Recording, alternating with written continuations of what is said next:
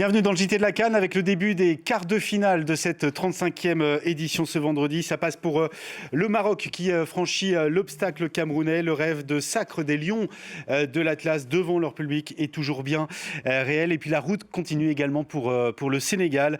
Les Lions de la Teranga sortent le Mali et rejoignent le dernier carré de la CAN pour la 7e fois de leur histoire. On a des supporters marocains contents, un consultant camerounais dépité. Bonsoir Hervé Kouamouo. Bonsoir. Et bonsoir Xavier Barret, nos deux consultants, nos deux fidèles consultants pendant toute la durée de cette Coupe d'Afrique des Nations. On va découvrir donc le tableau qui se remplit petit à petit. Le Sénégal qualifié donc et qui attend de connaître son adversaire, l'Égypte et la Côte d'Ivoire qui s'affronteront demain. Et puis le Maroc donc en demi-finale de sa Coupe d'Afrique des Nations. Prochain adversaire, l'Algérie ou le Nigeria. Là aussi, ce sera une confrontation demain. Ce sera même la première confrontation de la journée à 17h entre Algériens et Nigérians. Demain, le Maroc qui ne s'est pas fait surprendre par le Cameroun qui rêvait de venir gâcher la fête. Eh bien, la fête, elle va continuer au Maroc. Et pour tous les supporters des Lions de l'Atlas qualifiés pour le dernier carré de la Coupe d'Afrique des Nations pour la première fois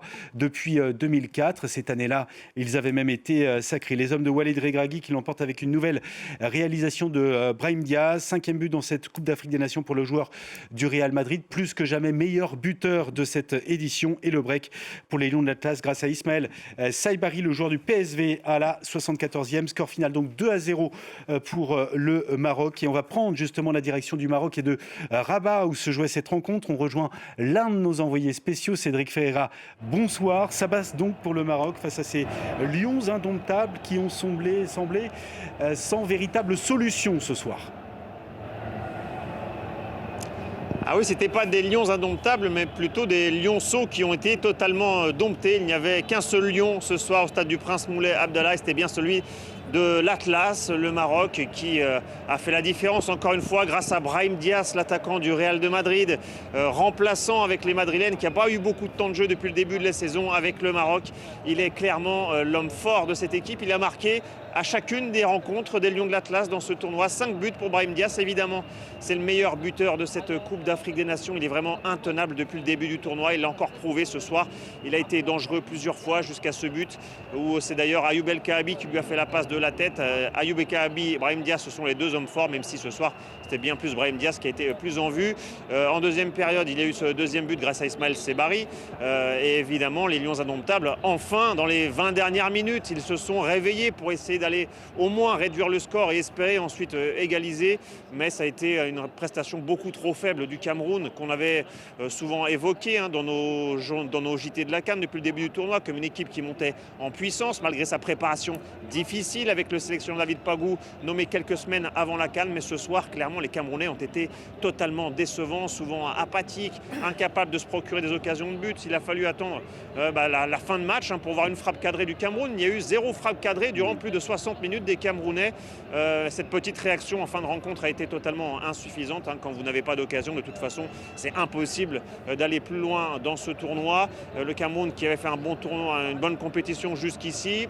Vous allez sûrement parler en plateau, décevante prestation des Camerounaises. En revanche, pour le Maroc, ça continue. Demi-finale. La dernière fois que les Marocains avaient atteint la demi-finale, c'était en 2004 où ils avaient été finalistes contre la Tunisie. En revanche, le contenu, la prestation des Marocains, il va y avoir encore des choses à dire. Vous savez que le Walid Regragui est souvent critiqué ici au Maroc pour le niveau de jeu affiché des Camerounais. Certains supporters disent même que Walid Regragui, c'est un peu le Didier Deschamps du Maroc. Il y a les résultats, il y a les victoires, mais question fond de jeu, question spectacle, c'est pas toujours au rendez-vous. Oui, c'est la question que je voulais effectivement vous poser, Cédric. On en parlait juste avant le début de cette rencontre. Vous me le disiez, des supporters qui n'étaient pas forcément rassurés avant ce quart de finale face au Cameroun, pas forcément sereins. Est-ce qu'il y a des raisons pour eux quand même ce soir d'être satisfaits et d'être sereins pour la suite? Je parle de la qualité du jeu effectivement produit ce soir à Rabat face aux Lions indomptables. Après ce qu'on vient de voir, je peux quasiment vous assurer que ce débat concernant la qualité de jeu, concernant les choix des joueurs de Walid Regragui va continuer dans les prochains jours au pays. Maintenant, les supporters, évidemment, sont ravis. Il y avait énormément de pression On parlait beaucoup de la pression qui pèse sur les épaules des joueurs, mais même les supporters eux-mêmes se sentaient sous pression. Ils espèrent voir le Maroc gagner la deuxième Coupe d'Afrique des Nations de leur histoire, et le fait qu'il y ait ces débats sur la qualité du jeu, sur les choix de Walid Regragui, n'inspirait pas forcément à la confiance avant ce match, surtout que le Cameroun, c'était finalement le premier grand test du Maroc, un test réussi avec brio du point de vue du résultat. En revanche, pour la qualité du jeu, vous allez sûrement en parler, Benoît, avec vos experts en plateau, il y a de quoi dire. Oui, absolument. Vous restez avec nous, Cédric, et vous avez bien fait de me corriger. Le Maroc n'était pas sacré en 2004, mais finaliste en Tunisie. C'est la Tunisie, les Aigles de Carthage, qui avaient été sacrés chez eux. Donc les Lions indomptables éliminés ce soir, et une élimination plutôt logique, Hervé. Oui, plutôt logique, parce que finalement, les Lions ne sont jamais rentrés dans la rencontre. Je pense que le plan de jeu, c'était simple, c'était d'attendre les Marocains, de tenir le plus longtemps possible. De les surprendre peut-être sur coup de pied arrêté. De les surprendre sur coup de pied arrêté ou sur un contre. Alors, ils ont pris un but très tôt, et puis les rares coups de pied arrêtés offensifs que les Lions notamment ont eu ont été plutôt mal exécutés. Donc, dans l'ensemble, c'est une prestation qui n'a pas été à la hauteur de ce qu'ils ont montré jusque-là. Il y avait moins de mobilité, moins de hargne. Enfin, la ligne était distendue. C'était une mauvaise rencontre. Et en plus, la blessure de Tchamadeu n'a pas aidé. Très tôt dans la partie. Très tôt dans la partie. Et puis, il n'y avait pas de joueurs capables d'évoluer dans le même registre. Donc, changement tactique. Et voilà. Enfin, quand rien ne va, rien ne va. Xavier, un peu déçu quand même, parce qu'on s'attendait à une plus grosse opposition des Camerounais ce soir, non ? Oui, mais le scénario du match, finalement, a joué contre les Camerounais. Les Camerounais contre l'Afrique du Sud, ils sont archi-dominés en début de match, exactement ce qui s'est passé ce soir, mais les Sud-Africains marquent pas, et eux, en revanche, exploitent une contre-attaque, marquent un premier but en contre, un deuxième en contre, et finalement se passent 2-1.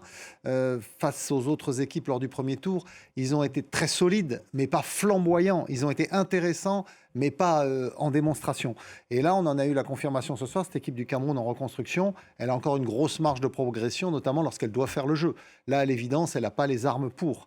Elle est capable de faire le dos rond et d'aller en contre-attaque très vite, avec notamment Bryan Mbeumo et Christian Kofané. Mais lorsqu'elle doit faire le jeu, il lui manque un meneur. Dani Namasso est un peu seul dans ce registre. Et à l'arrivée, ces Lions indomptables ont été domptés.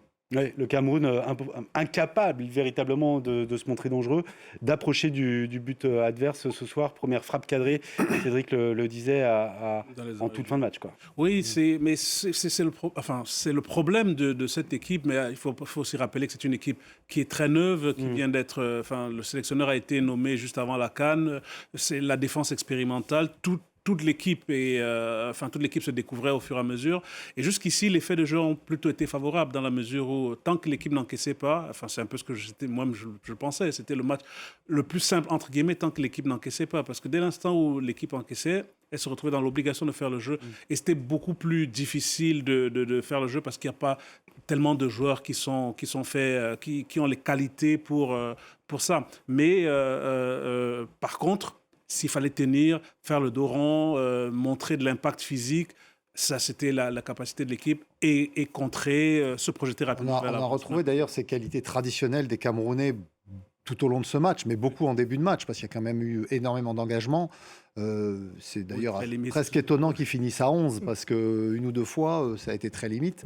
Et on a cette confirmation que le Cameroun a toujours ses qualités athlétiques, mais que s'il veut redevenir une nation majeure du football africain, il doit travailler sur la créativité, ce qu'ont fait d'autres pays, à commencer par le Maroc. Et c'est pour ça que vous évoquiez, Benoît, tout à l'heure, le fait que c'était un test important, ou c'était peut-être Cédric qui le disait, un test important, ce match contre le Cameroun pour le Maroc. Eh bien, ça l'a été. Parce que finalement, ils ont fait une très grosse entame de match. Face à un mur, ils sont passés, et ils ont continué derrière de contrôler les opérations. Et ça, par rapport aux adversaires qu'ils avaient jusqu'à présent, c'est quand même une nouvelle étape, une nouvelle progression pour eux vers leur objectif final. Est-ce qu'ils tiennent justement leur match référence ce soir ? Je rappelle les adversaires du Maroc avant le Cameroun, les Comores, le Mali, la Zambie et la Tanzanie. Est-ce que ce soir, ils ont franchi un palier Pour moi, clairement. Clairement, parce que vous évoquiez le match contre le Mali, qui était l'adversaire le plus fort qu'ils aient rencontré jusqu'à présent. Ils ne l'ont pas gagné, justement. Alors, OK, ils avaient concédé l'égalisation sur pénalty, mais voilà, ils ne l'avaient pas gagné. Là, ils ont su faire la différence rapidement, garder cet avantage et faire le break en fin de match pour s'épargner des inquiétudes sur les dernières minutes. Moi, j'ai trouvé que cette équipe... Alors, les Marocains sont exigeants, mais c'est normal parce qu'ils savent qu'ils ont beaucoup de très bons joueurs. Ils ont été en demi-finale de la dernière Coupe du Monde, mais avec un style de jeu totalement différent. Ils jouaient le contre. Ils jouaient comme le Cameroun, il faut s'en rappeler, au Qatar, le Maroc. Et d'ailleurs, on était déçus de ce jeu-là parce qu'on sait qu'avec les joueurs qu'a le Maroc, ils peuvent faire mieux et ils sont en train de le faire. Mais forcément, quand on fait le jeu, on s'expose aux contre-attaques. Il faut qu'on soit aussi vigilant derrière. Moi, franchement, je trouve que cette équipe marocaine, elle est très au rendez-vous, quoi. Elle pointe progressivement tous les rendez-vous qui sont fixés. Et il y a encore des supporters qui sont déçus parce qu'ils voudraient un Maroc plus flamboyant. Moi, je le trouve quand même intéressant. Et pour faire un bon match, il ne faut pas oublier qu'il faut être deux. Et ce soir, le Maroc était quand même un peu seul. Et il y a un joueur qui est absolument au rendez-vous dans ce 11 marocain, c'est Brahim Diaz. Une nouvelle fois buteur. Vous étiez en tribune de presse, Cédric Ferreira. Votre analyse de la prestation, une nouvelle fois, du joueur du Real Madrid? Mon analyse, elle est similaire à ce qu'on voit depuis le début du tournoi. Brahim Diaz, c'est vraiment l'homme fort de l'attaque marocaine dans cette Coupe d'Afrique des Nations. Il est toujours très actif, très incisif. Alors, normalement, il joue sur les côtés, mais parfois, il évolue comme un électron libre. On le voit souvent dézonner, aller dans l'axe, aller à gauche, à droite. Il y a beaucoup de ballons, beaucoup d'offensives marocaines qui passent par lui. Et souvent, il fait la différence, Brahim Diaz. Pas forcément par les buts, bien sûr. Il a marqué 5 buts depuis le début du tournoi. Mais il provoque son défenseur derrière, s'il fait déplacer les blocs. Parfois, Cédric, on a du mal à vous entendre. On essaiera de revenir un peu vers vous une fois que la liaison sera rétablie. Voilà ce qu'on pouvait dire en tout cas pour cette victoire et cette qualification du Maroc face au Cameroun ce soir. L'autre billet de la journée, c'est le Sénégal qui a été le chercher. Première équipe à valider sa place en demi-finale. La logique a été respectée dans cette opposition face au Mali. Les Aigles, seule équipe qualifiée en quart de finale à n'avoir jamais remporté la CAN. Ça ne sera pas encore cette année pour les Maliens, battu sur le plus petit des scores. Un seul but inscrit dans la partie par Iliman Ndiaye juste avant la demi-heure de jeu. Opportuniste, le joueur d'Everton qui profite d'une faute de main de Djigui Diarra. Paverny, le gardien malien, qui a été pourtant excellent. Et qui était très bon depuis le début du tournoi et qui était excellent ensuite, mais là il y a effectivement c'est l'ingratitude du poste, parce qu'effectivement on se rappellera de ça, et c'est l'un des grands hommes de ce match avec Yves Bissouma qui prend un carton rouge totalement évitable, et on se rappellera malheureusement de ce but, alors que dans l'ensemble il fait un bon tournoi, et même aujourd'hui il fait un bon match, parce que le Mali a été très pauvre aujourd'hui en termes de propositions, ce qui est un petit peu dommage, parce que le Sénégal d'aujourd'hui ne m'a pas impressionné comme d'habitude. Je les ai trouvés en gestion, mais j'ai le sentiment qu'ils étaient incapables d'élever le rythme comme ils le font d'habitude. Mais le Mali a été très pauvre en proposition. Après, ils marquent rapidement, les Sénégalais.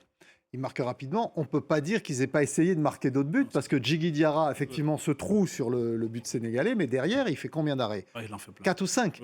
Des arrêts spectaculaires, des frappes cadrées. Donc les Sénégalais, effectivement, sur la toute fin de match, sentent que ce deuxième but ne vient pas. Donc on fait rentrer Pathé 6, on fait rentrer quelques costauds pour tenir la baraque. Et franchement, ils n'ont jamais été inquiétés. C'est ça la force de cette formation sénégalaise. C'est qu'effectivement, ils ne marquent pas autant que ce qu'on pourrait l'attendre. Il manque un petit déficit de concrétisation des occasions, un petit manque d'efficacité. Mais ils sont quand même très costauds. Et la seule équipe qui, jusqu'à présent, les a un peu empêchés de jouer, c'est le Congo, la RDC, qui n'est plus là d'ailleurs.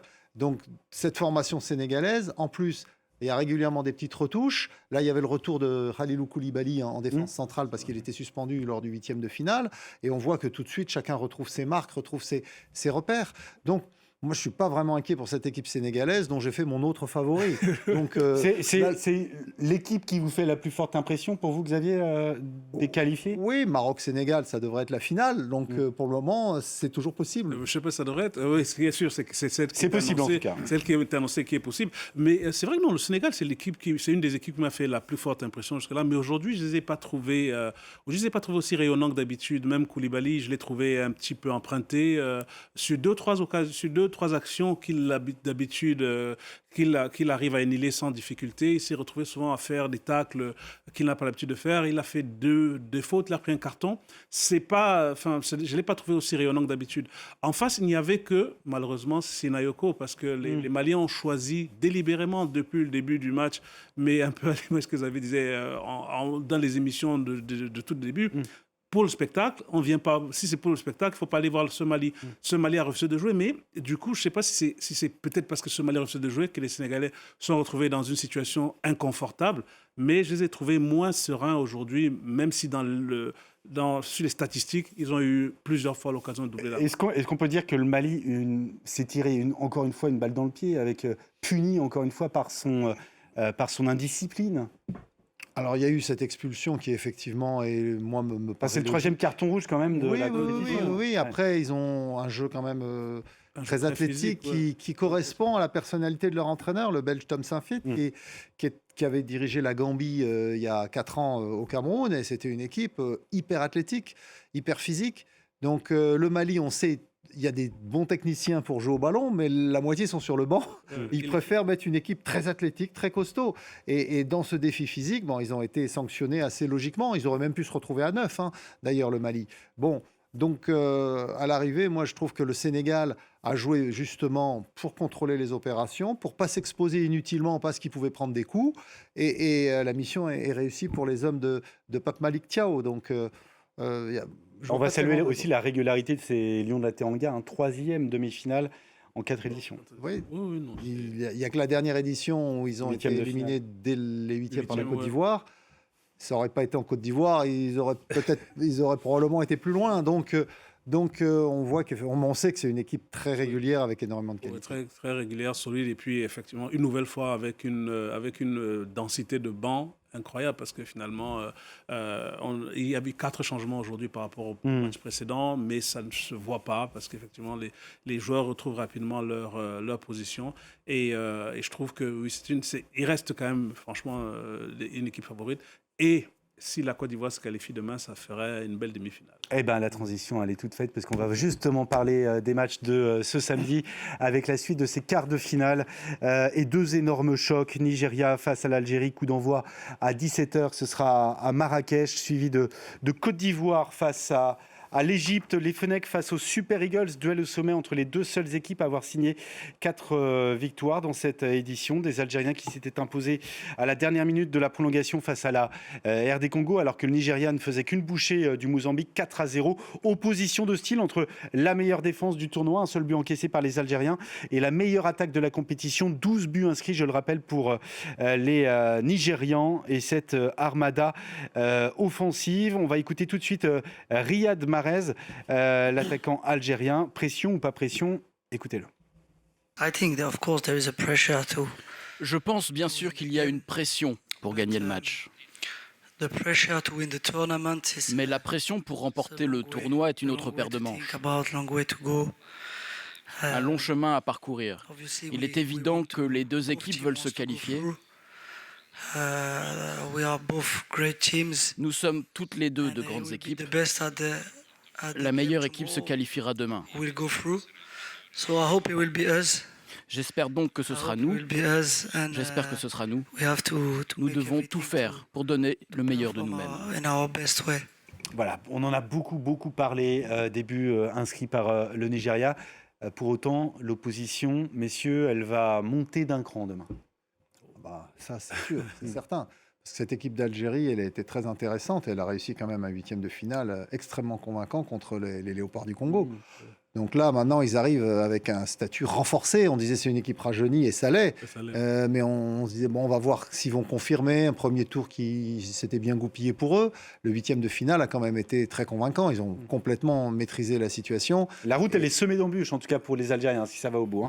Oui, c'est souvent le cas pour aller en finale. Donc, Enfin, ça a commencé pour eux dès les huitièmes de finale avec la RD Congo. Oui, absolument. Oui, mais je pense que là, pour la première fois, la défense algérienne sera soumise à ce qu'ils n'ont pas connu, parce que c'est des attaquants rapides et puissants. Parce que contre la RD Congo, c'est vrai que ça a été un match qu'ils ont plutôt maîtrisé, mais l'armada offensive congolaise était très réduite finalement. Et Bakambu, qui jouait devant, a plus fait de fautes que réellement proposer quelque chose. Là, on a quand même une attaque avec Adams, Osimhen et Lookman qui va envoyer des kilomètres. Il fallait les chercher. Et la vitesse n'est pas l'arme principale de l'arrière-garde algérienne. Donc, c'est vraiment une opposition de style.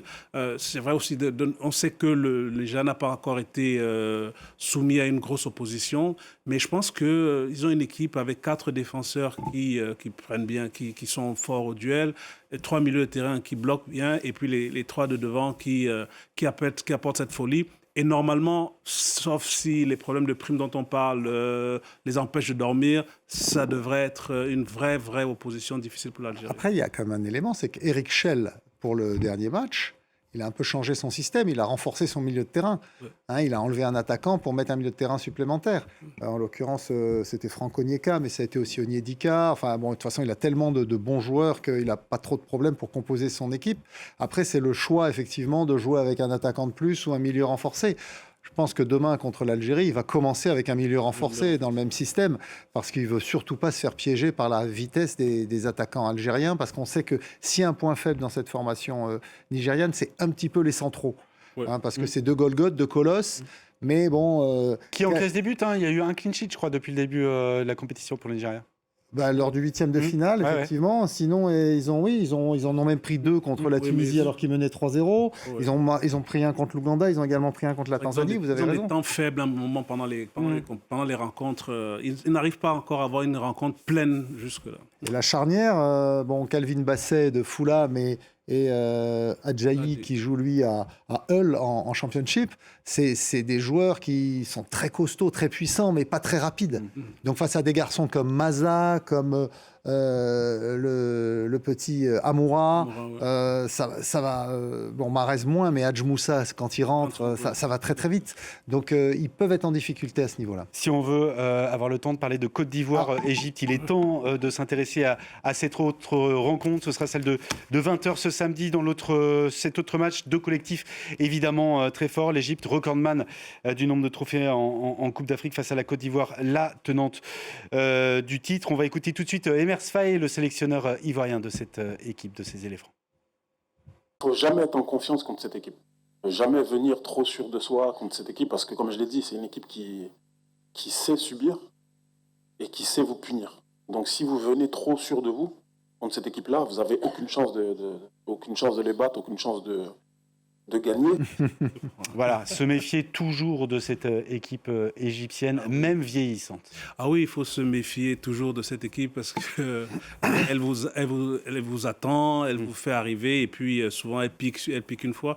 Mais puis surtout, en Coupe d'Afrique des Nations, la Côte d'Ivoire n'a pas de bons résultats face à l'Égypte. Donc je le comprends, puisqu'en tant que joueur, lui-même a eu 2 désillusions face à l'Égypte. Donc effectivement, je suis d'accord avec lui. Xavier, la jeunesse ivoirienne, elle peut justement moi, ils m'ont vraiment beaucoup impressionné, cette équipe de Côte d'Ivoire. Je ne les pensais pas aussi au point. On sait que Emers Faé et Guy Demel avaient essayé beaucoup d'autres formules, ils ont appelé beaucoup de nouveaux joueurs, ils sont que 12 champions d'Afrique sortants dans le groupe, donc il a grandement renouvelé cet effectif, et je ne pensais pas qu'ils étaient aussi au point, franchement. Parce qu'ils avaient fait une campagne de qualification pour la Coupe du Monde assez moyenne. Ils n'ont pas encaissé de but, mais au niveau offensif, ils n'avaient pas été flamboyants. Et là, franchement, ils ont été bons. Ils ont vraiment été bons. Donc, et de toute façon, pour éliminer l'Égypte, il faudra qu'ils soient bons aussi devant, pas seulement costauds derrière. Donc, je suis très pressé de voir cette confrontation. Et les coups de pied arrêtés, ça va être important. La gestion des coups de pied arrêtés face à l'Égypte, toujours très important. Et l'Égypte, c'est aussi une équipe qui sait faire déjouer les adversaires. Oui, c'est pour ça que la qualité offensive des Ivoiriens et le réservoir élargi maintenant avec des nouveaux joueurs, des formules différentes. Il y a eu 4 avant-centres qui ont quand même occupé le poste. Donc, Emers Faé a plusieurs combinaisons possibles pour essayer de perturber cette organisation égyptienne. Ça promet d'être vraiment un quart de finale très indécis. Et à mon avis, sera tactique. Ce sera le genre de match où il y aura beaucoup de tension. Et donc, je pense que là, je mets quand même ma pièce sur la Côte d'Ivoire, qui me semble être plus forte. Et vous, Xavier ? Moi, la Côte d'Ivoire aussi. La Côte d'Ivoire aussi. Écoutez, réponse demain. Vous débrieferez tout ça, en tout cas, dans le JT de la CAN. Ce sera avec Elliot Samuel. Merci à vous de nous avoir suivis ce soir. La suite de la CAN, c'est évidemment sur France 24 et toutes les infos sur France 24 également. Bonne soirée à tous.